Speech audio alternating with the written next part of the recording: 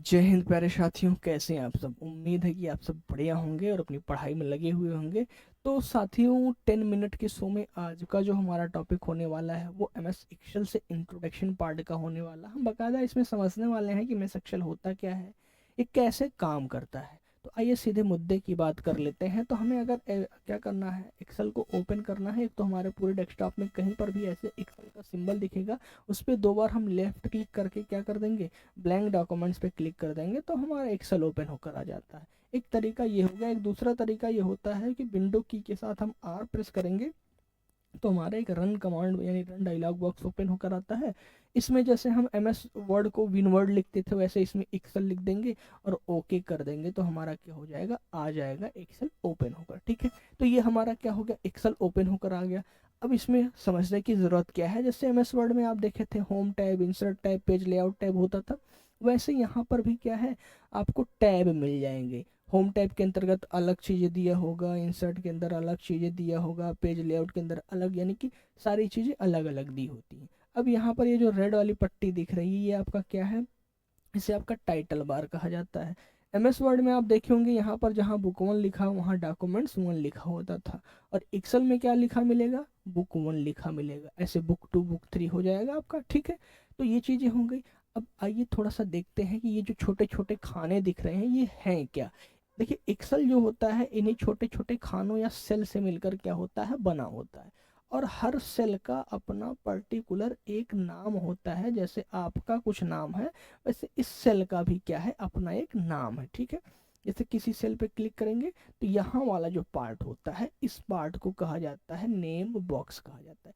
किसी भी सेल पे आप क्लिक करेंगे तो ये क्या है, उसका नाम यहाँ पर दिखाई देता है। इसको पढ़ा कैसे जाता है, पहले हम अल्फ़ाबेट को पढ़ते हैं फिर हम नंबर को पढ़ते हैं। जैसे मैंने यहाँ पे क्लिक किया तो ये क्या है, पहले जी हम पढ़ेंगे और ये 7 हो जाएगा, तो इसका नाम क्या हो जाएगा, G7। और आप बकायदा नेम बॉक्स में भी देख पा रहे होंगे क्या है, G7 दिखाई दे रहा है। ऐसे किसी भी सेल पे आप क्लिक करके उसका नाम जान सकते हैं। जैसे ये क्या हुआ, E9 हुआ, ये क्या हुआ आपका M16 हो गया। तो ये हो के आपके सेल के नाम हो गए, यानी कि किसी भी सेल का नाम आपको जानना है उस पर क्लिक करिए और आराम से या तो नेम बॉक्स में देख लीजिए या आप ऐसे खुद पढ़ लीजिए, पहले अल्फ़ाबेट को फिर आप नंबर को।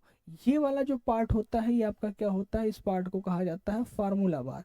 किसी सेल में कोई भी एक्शन लेंगे तो इस फार्मूले बार में आपको क्या हो जाएगा, दिखाई देने लगेगा। हम क्या किए, कुछ भी लिख रहे हैं तो हमें क्या हो रहा है, इस फार्मूला बार में वो शो कर रहा है। ठीक है, इतनी बात समझ में आ गई। अच्छा, ये कितने सेल होते हैं सब जान लेते हैं। अगर हमें लास्ट सेल में जाना है तो हम क्या करेंगे, कंट्रोल के साथ डायरेक्शन की जो सबसे नीचे वाली की होती है उसे प्रेस कर देंगे तो 10 48 576 पे पहुंच जाएगा, यानी कि जो जो लास्ट सेल थी यहाँ पर आ गया। ऐसे अल्फ़ाबेट में देखना है तो कंट्रोल के साथ आप जो है राइट डाउन एरो में कर देंगे तो आपको XFD दिखाई दे देगा, यानी कि XFD हमारा क्या है, लास्ट लोकेशन है। ठीक है, ये हमारा क्या हो गया, पहला लोकेशन क्या होता है, A1 होता है। अगर पूछा जाए आपसे कि पहले सेल का क्या नाम होता है तो A1 होता है। ठीक है, क्या होता है, A1 होता है।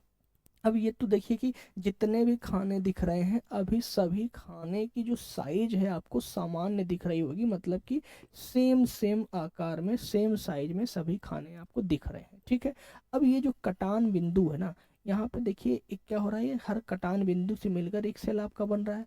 अब जैसे ये जरूरी तो है नहीं कि कुछ आप डाटा एंट्री इसमें करें तो आपको जितना बड़ा ये सेल दिख रहा उसी में आ जाए। जैसे मैंने मान लीजिए मैंने लिखा NGI और NGI के बाद मैंने लिख दिया इंस्टीट्यूट,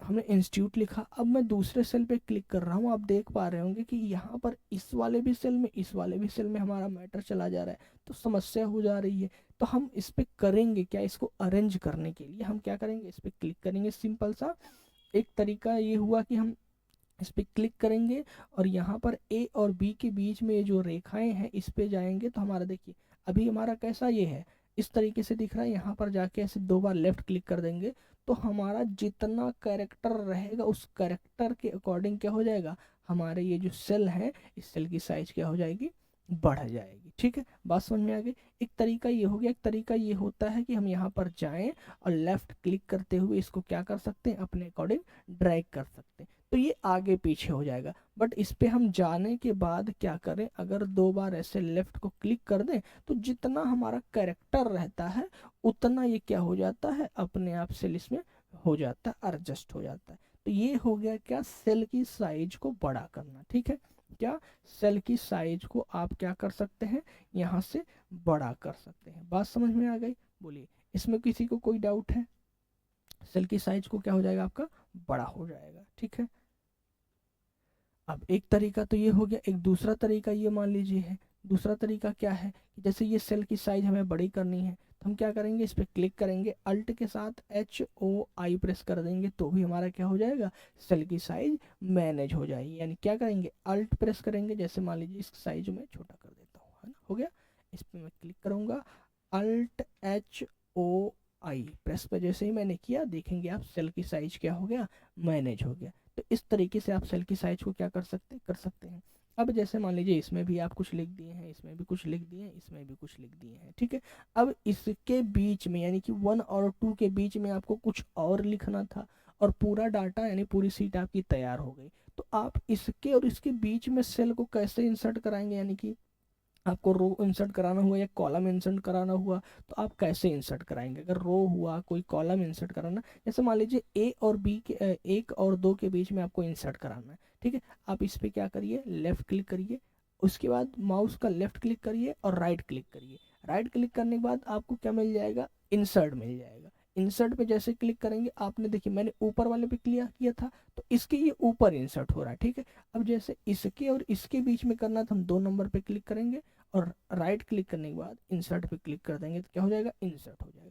ऐसे यहाँ पर क्लिक करेंगे, राइट क्लिक करेंगे और इंसर्ट कर देंगे तो दोनों के बीच में क्या हो जाएगा, हमारा इस तरीके से इंसर्ट हो जाएगा। चाहे हमें रो इंसर्ट कराना हो या कॉलम इंसर्ट कराना हो, हम यहाँ पे क्लिक करेंगे, जहाँ पे भी कराना होगा वहाँ पे ऐसे क्लिक करेंगे, कर देंगे। अब जैसे मान लीजिए इसको डिलीट करना है तो हम क्या करेंगे, सिंपल से इस पर क्लिक करेंगे और डिलीट पे क्लिक कर देंगे। जैसे ये एक्स्ट्रा पार्ट है, इस पर क्लिक करेंगे और डिलीट कर देंगे। ये एक्स्ट्रा पार्ट है, इस पर क्लिक करेंगे और डिलीट कर देंगे। यानी इंसर्ट करना है, ऐड कराना है तो ऐड करा लेंगे, डिलीट करना है तो डिलीट करा लेंगे। इस तरीके से हम क्या कर सकते हैं, एक सेल के बीच में यानी एक रो के बीच में दूसरा रो, एक कॉलम के बीच में दूसरे कॉलम को क्या कर सकते हैं, आसानी से इंसर्ट करा सकते हैं। इतनी बात समझ में आ गई। ठीक है, ये कुछ थी सामान्य जानकारियाँ। अब जैसे मान लीजिए कि हमें एक्सेल में होता क्या है ना, कि कोई भी फार्मूला अगर आपको अप्लाई करना है तो उस फार्मूले को अप्लाई करने के लिए एक्सेल ये कहता है, उसका रूल है कि हमें क्या करना, इक्वल लगाना है। अगर हम इक्वल नहीं लगाएंगे तो कोई फार्मूला वर्क नहीं करेगा। जैसे मान लीजिए कि हम आज तो फार्मूला नहीं पढ़ने वाले हैं, बस थोड़ा सा बेसिक समझने वाले हैं, बाकी फार्मूला इसके आगे नेक्स्ट क्लास में पढ़ेंगे। जैसे मान लीजिए लिखा हुआ है 5 और ये लिखा हुआ है 10, इन दोनों को हमें जोड़ना है तो यहाँ पर रिजल्ट क्या आना चाहिए, 15 आना चाहिए ना।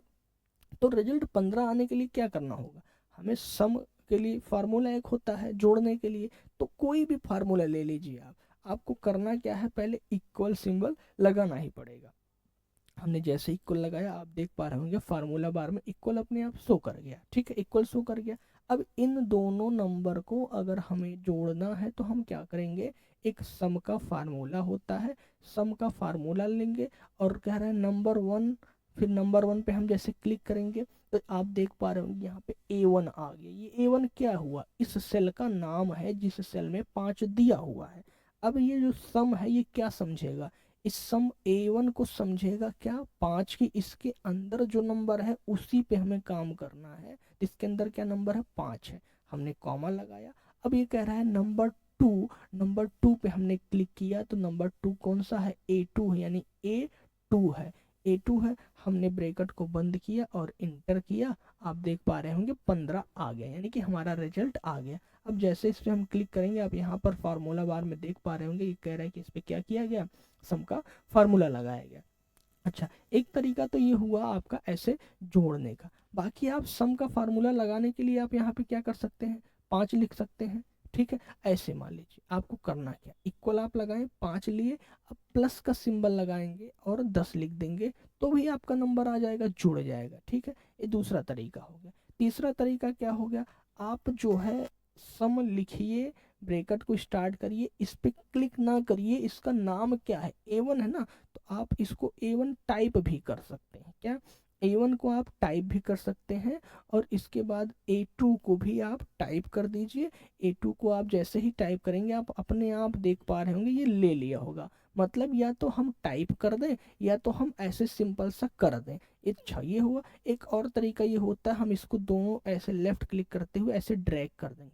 अब एक चीज़ आप देख पा रहे होंगे, अभी यहाँ पे क्या लग रहा था, कॉमा लग रहा था, लेकिन जैसे ही मैंने दोनों को सेलेक्ट किया, तो जब दोनों को मैंने सेलेक्ट किया तो यहाँ पर क्या लग गया, रेशियो लग गया। मतलब कि होता क्या है, या तो हम इसके बीच में क्या करें, कॉमा लगाएं और दूसरा नंबर ले लें, ठीक है, या तो हम क्या करें, इसको इस तरीके से ड्रैग कर लें तो अपने आप रेशियो आ जाएगा। अच्छा, इस चीज़ को आप अगर टाइप करना चाहते हैं तो टाइप भी आप कर सकते हैं, खुद से टाइप करिए तो उसमें ज़्यादा टाइम आपका जाएगा ना। तो अगर आपको ज़्यादा टाइम नहीं देना है तो आप क्या कर लीजिए, सिंपल सा उस चीज़ को ड्रैग कर लीजिए। ये बात समझ में आ गई। मतलब एक बार फिर से समझिए, हमने इक्वल लगाया, हमने इक्वल लगा, अगर ऐसे ही हम नंबर ले रहे हैं, इस पर क्लिक कर रहे हैं और प्लस सिंबल लगा रहे हैं और कर दे रहे हैं इंटर, तो रिजल्ट हमारा आ जाएगा। रिजल्ट आ गया ना। अब देखिए, हमने 10 को और 15 को जोड़ा, 25, रिजल्ट हमारा आ गया।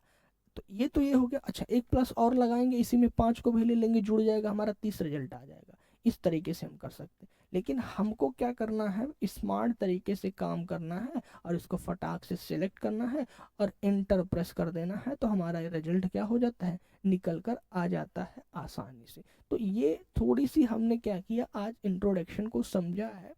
बाकी अगली जो हमारी क्लास होगी उसमें हम बकायदा समझेंगे कि जो हमारा एक्सेल होता है उसके अंतर्गत हम छोटे छोटे फार्मूले को कैसे अप्लाई करते हैं और उसे कैसे समझें और कैसे उस पर काम करें कि हमारा रिजल्ट जो है आसानी से और जल्दी आ जाए और ज़्यादा वक्त ना लगे। अब जैसे ये मैं जूम आउट जूम इन कर रहा हूँ, ये कैसे हो रहा है ये भी आपको समझने की ज़रूरत है।